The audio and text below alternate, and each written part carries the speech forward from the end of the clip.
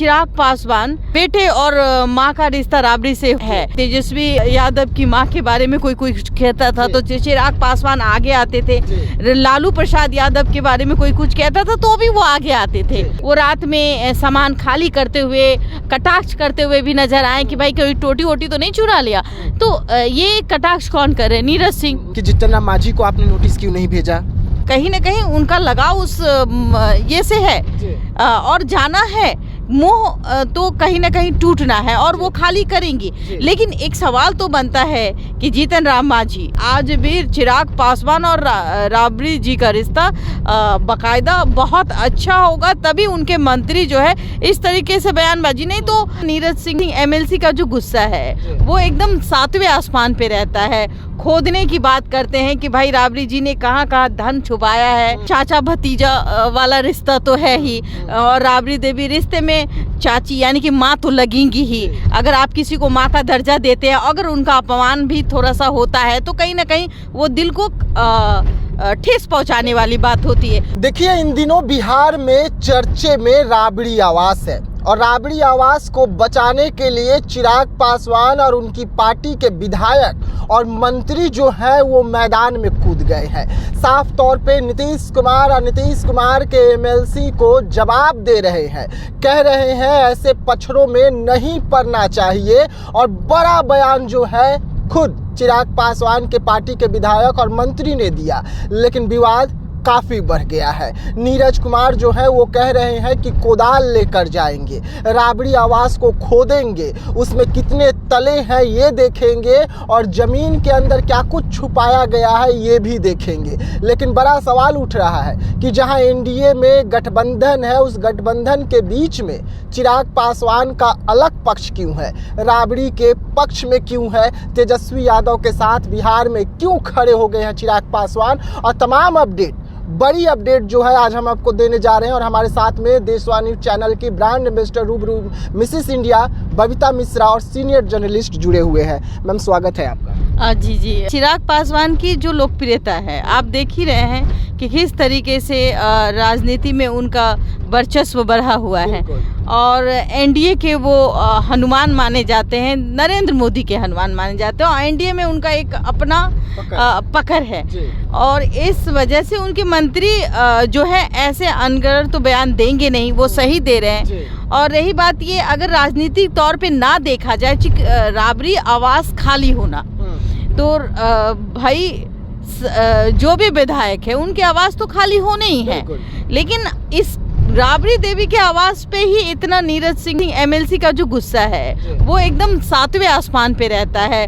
खोदने की बात करते हैं कि भाई राबड़ी जी ने कहाँ कहाँ धन छुपाया है। उनका कहने का तात्पर्य यही हो सकता है। लेकिन अगर मैं राजनीति छोड़ दूं तो अगर राजनीति छोड़ने की अगर बात मैं करती हूँ कि अगर एक माँ बेटे का रिश्ता, कहीं ना कहीं चिराग पासवान बेटे और माँ का रिश्ता राबड़ी से है। क्योंकि एक तरीके से देखा जाए सॉफ्ट कॉर्नर दिखता है कि कभी भी जब तेजस्वी यादव की माँ के बारे में कोई कुछ कहता था तो चिराग पासवान आगे आते थे। लालू प्रसाद यादव के बारे में कोई कुछ कहता था तो भी वो आगे आते थे। और कहीं ना कहीं ये दर्शाता है कि देखिए, राजनीति अपनी जगह है और रिश्ते अपनी जगह है। कहीं ना कहीं आज भी चिराग पासवान और राबड़ी जी का रिश्ता बाकायदा बहुत अच्छा होगा, तभी उनके मंत्री जो है इस तरीके से बयानबाजी। नहीं तो मंत्री क्यों कहेंगे भाई, उनको क्या लेना देना। राबड़ी देवी जी का आवास खाली हो रहा है, वो टोटी उठा के ले रहे हैं। रातों रात सामान जो रात में आपने जो दृश्य देखा, वो रात में सामान खाली करते हुए, कटाक्ष करते हुए भी नजर आए कि भाई कोई टोटी वोटी तो नहीं चुरा लिया। तो ये कटाक्ष कौन कर रहे हैं? नीरज सिंह। और वो जब करते हैं तो कहीं ना कहीं इनसे बचने की बात कौन करते हैं? चिराग पासवान के जो विधायक हैं, हाँ मंत्री हैं। तो भाई मंत्री तो ऐसे बयान देंगे नहीं।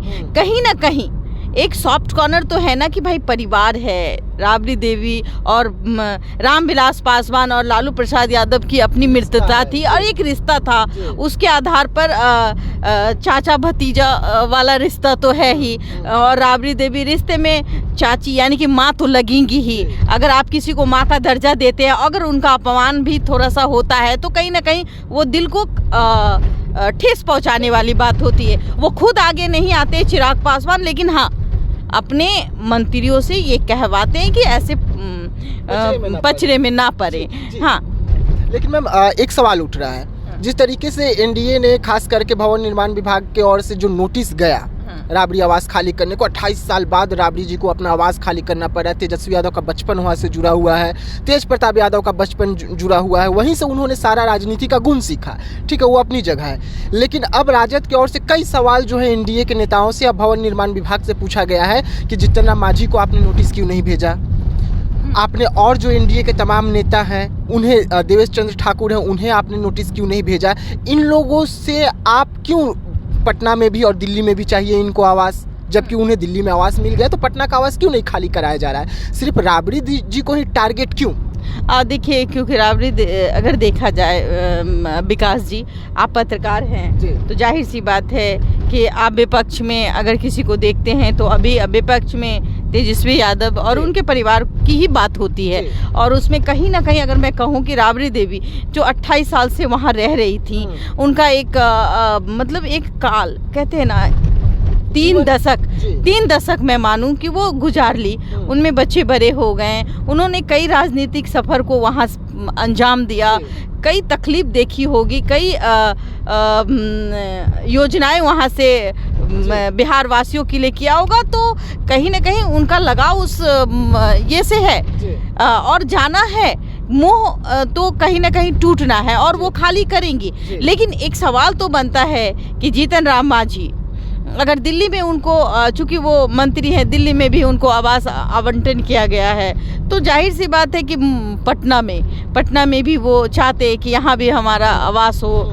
चाहे कई ऐसे विधायक हैं, मंत्री हैं जिनका आवास 2-2 जगह है, तो ये एक सवालिया निशान तो कहीं ना कहीं विपक्ष भी इस मुद्दे को भरपूर उठाएगा कि भाई भवन निर्माण मंत्री को तो ये भी कहना चाहिए, भवन निर्माण विभाग को ये भी कहना चाहिए कि भाई मेरे ही एक तरफे परिवार क्यों, भाई आप अपने को भी देख ले। तो जाहिर सी बात है, देखिए सरगर्मियाँ बहुत तेज है, ठंड का मौसम है और पहला साल है, तो पहले साल में राबड़ी और तेजस्वी यादव और लालू प्रसाद यादव जी को एक घेरने की तैयारी इस प्रकार होगी ताकि लोगों को कहीं ना कहीं क्या मिले, क्या मिलना चाहिए, क्या दिखना चाहिए आने वाला समय।